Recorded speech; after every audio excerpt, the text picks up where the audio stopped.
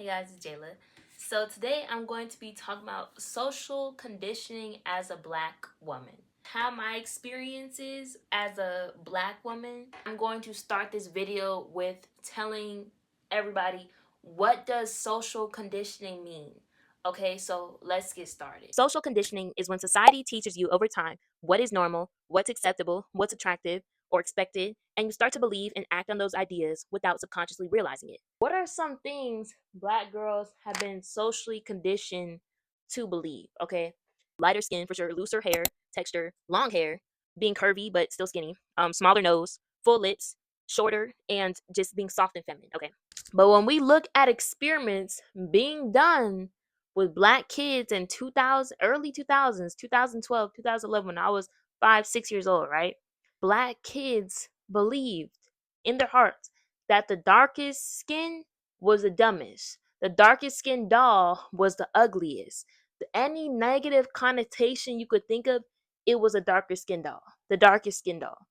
And the other kids, they also believe the same thing. They believe that the darkest skin doll had the most negative connotation and everything was wrong with that doll on the far right or whatever side it was on. And they're influenced based off of what they see. I thankfully grew up, and I'm dark skinned. I grew up in a home where being dark skinned was great and it was loved, okay? And that's what I believe because of how much it was affirmed through my childhood. I was told, go in the mirror, tell how much you love your skin color. Go buy Barbie dolls with the darkest skin color. Go find foundations with your skin color. And I was lucky enough to be in an environment where even though guys would tell me you're too dark, or other girls would compare me and say you're very dark, I don't want to be your skin color. It didn't affect me because I loved my skin color as a young kid. And I was getting told these things at 13, 12, 11 years old. I'm 19 now. Do you know how much that could have messed up my mindset? I was born with triple homicide, okay? When you're not what society expects you to be, you're going to get ostracized. I was tall and I was skinny. And I mention this all the time on my channel because I feel like it was something I used to hide and shy from, but I don't hide from that anymore. You know, black girls typically, when you think of our bodies, it's more of like curvy, short, etc., right? So when I'll be talking to guys and stuff, and they would see, and I had a different body type, they would, make fun of me.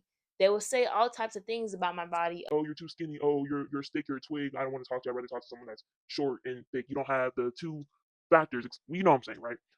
And so it made me insecure for a long time. It made me insecure because I was like, dang, like, why can't I look like them?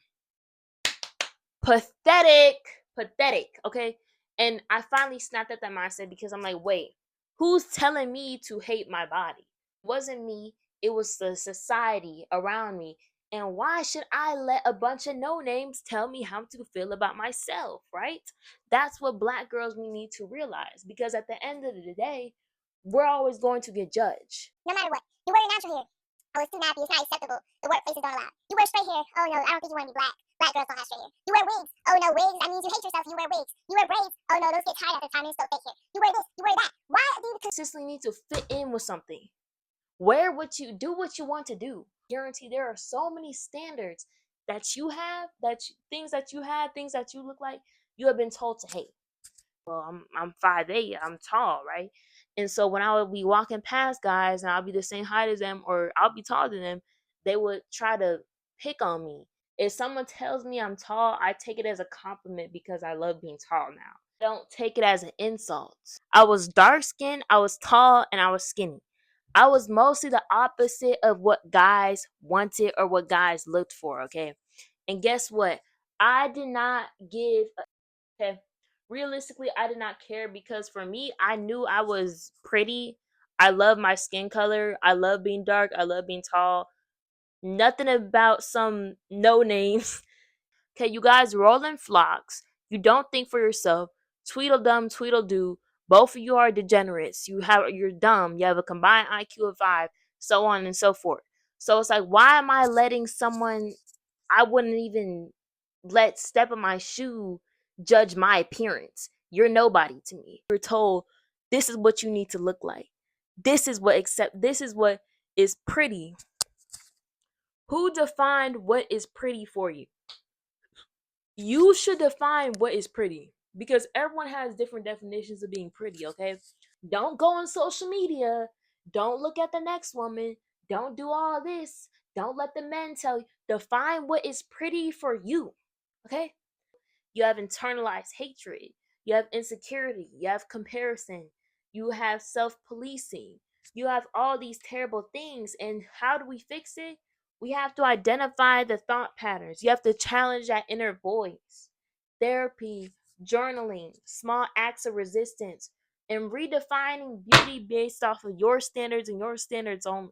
Acts of resistance. An act of resistance can be you wearing your hair natural, out, no edges, no weaving, and saying, oh, wait, my hair is done. Oh, well. You have to do acts of resistance.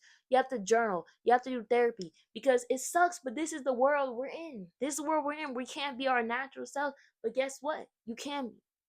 Start building your own beauty standards. Start figuring out what you love and what you actually like about yourself. Stop letting people tell you, etc.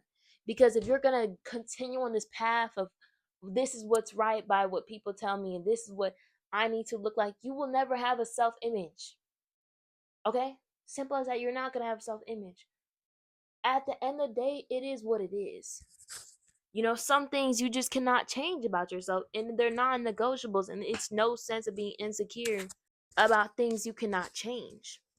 But what we're not going to do is we're not going to belittle Black women's voices and act like we hate ourselves or we don't like ourselves just out of nowhere.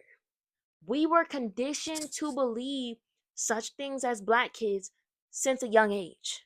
And this is what has happened to us. And we were children, and our mindset changed just based off the color of our skin, just based off of how we look phenotypically. But now we're done with that. I don't claim the self-hatred. I don't claim self-hatred. I love being Black. I love being myself. And you should too. And thank you guys so much for listening to me rant and talk about this because we need more people to talk about these issues.